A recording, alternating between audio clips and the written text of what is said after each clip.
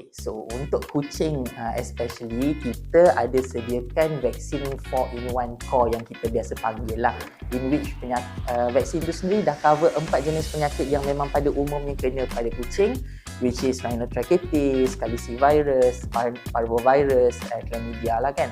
So dalam vaksin tu, dia dah kalau kita bagi pada kucing kita, dia dah akan protect kucing kita secara dasar 4 penyakit yang paling umum sekali nak kena.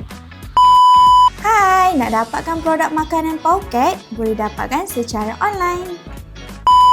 Kenapa benda tu penting? Sebab sama juga macam kita pada manusia, kita pun bila kita lahir-lahir pun kita tak ada semua antibody yang kita perlukan. So kita pun ada dapat vaccination. Sama juga macam kucing. In which kalau kucing tu baru kita adopt, umur masih muda, dia belum dapat protection daripada luar. So kita introducekan vaksin tu ke dalam badan dia supaya badan dia boleh build up the antibody themselves supaya nanti in future kalau terkena penyakit tu dia boleh lawan.